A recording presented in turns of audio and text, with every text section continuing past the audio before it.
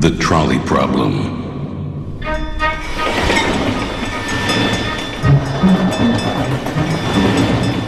Runaway trolley. 4 men in its path. All of them will die. But wait, you can pull a lever. You can change the trolley's course to another track where only one man stands. You have a choice. Kill one or let 4 die. What are you going to do? I would pull it. I'd pull the lever and divert the train. Yes, I would absolutely pull the switch.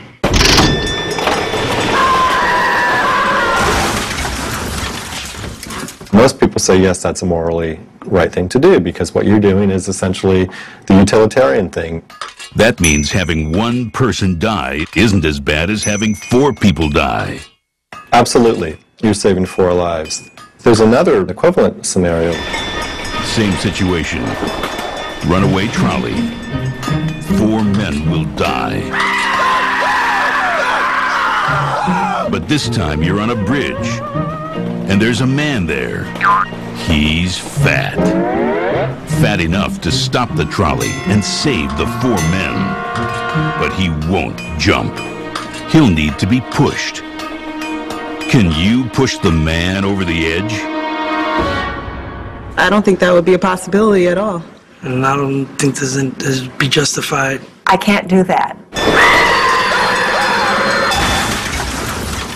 Most people say, no, that's not an appropriate thing to do. This is a real mystery because the outcomes are the same. If all you really care about is what is the consequences of your action, you should feel morally at ease with pushing the person off the bridge if you felt at ease with flipping the switch before.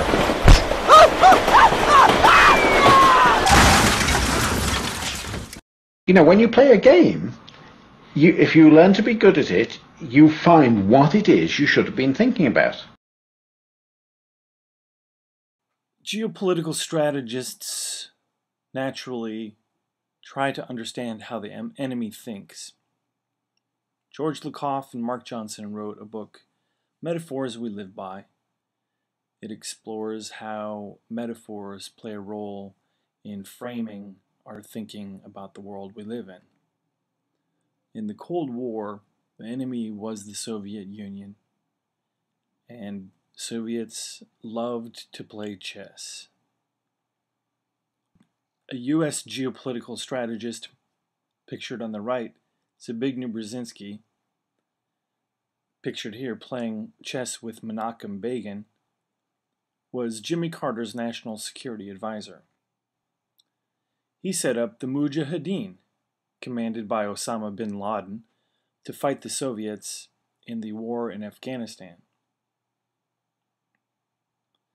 Published in the late 1990s, Zbigniew Brzezinski's book, The Grand Chessboard, American Primacy and Its Geostrategic Imperatives, laid out the plans that were essentially later followed by the Bush administration. 1973, the Arab oil embargo, the oil crisis that compelled the United States to rethink its relationship with oil countries in the Middle East. Henry Kissinger, Dick Cheney, Donald Rumsfeld were all behind the scenes for a front row view of what was happening in the White House. Kissinger, who brought his realpolitik, or politics without considerations of morality, was later the original head of the 9/11 Commission until the day after he was asked about his clients by the name of bin Laden. Of course, Dick Cheney and Donald Rumsfeld were also later involved in the 9/11 story.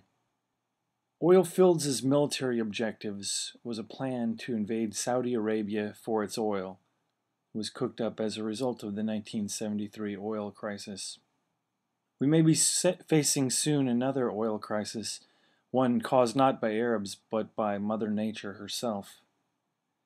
The U.S. was once the largest oil producer in the world, Oil wells dry up eventually. And as we know from very recent WikiLeaks, Saudi Arabia has been overstating its oil reserves.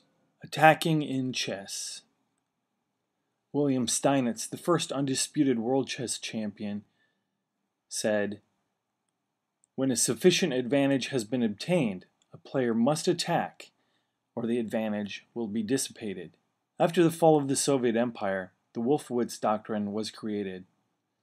Essentially, it recommended that rather than spend less on the military, in light of not having an adversary, we should spend more, and it advocated a very hawkish, even belligerent stance. The project for the New American Century, which contained Paul Wolfowitz and many others who had become part of the Bush administration, issued a document called Rebuilding America's Defenses, roughly 1 year before 9/11. Rebuilding America's Defenses calls for many changes. Changes which regrettably would take a long time, absent some catastrophic and catalyzing event like a new Pearl Harbor. This is explored in detail in the film Hijacking Catastrophe.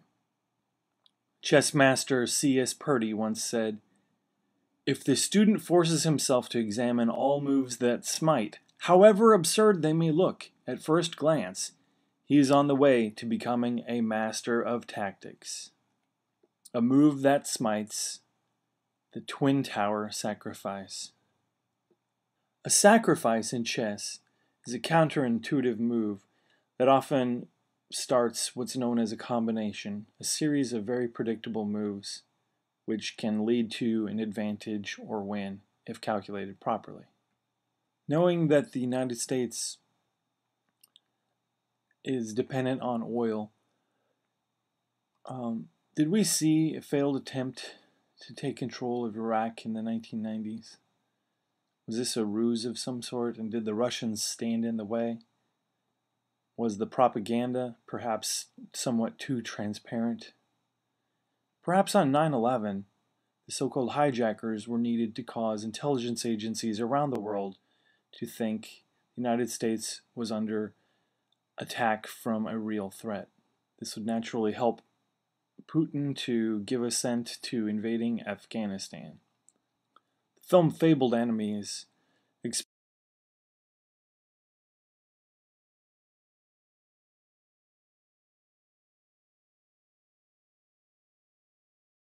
explores the many connections between intelligence agencies and 9/11, using primarily mainstream media footage.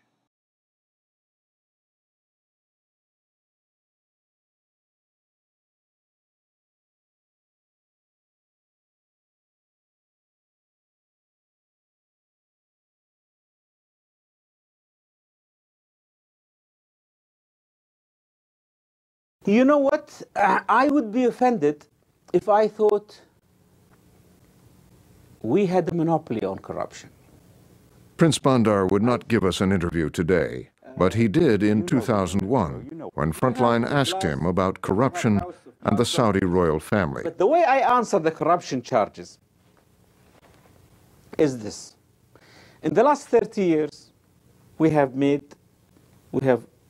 implemented a development program that was approximately close to $400 billion worth. You could not have done all of that for less than, let's say, 350 billion. Now, if you tell me that building this whole country and spending 350 billion out of 400 billion, that we had misused or got corrupted with 50 billion, I'll tell you yes, but I'll take that any time. But more important, who are you to tell me this? I mean, I see every time all the scandals here or in England or in Europe. What I'm trying to tell you is, so what?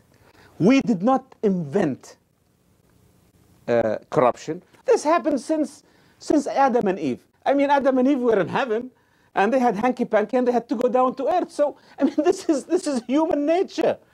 But we are not as bad as you think.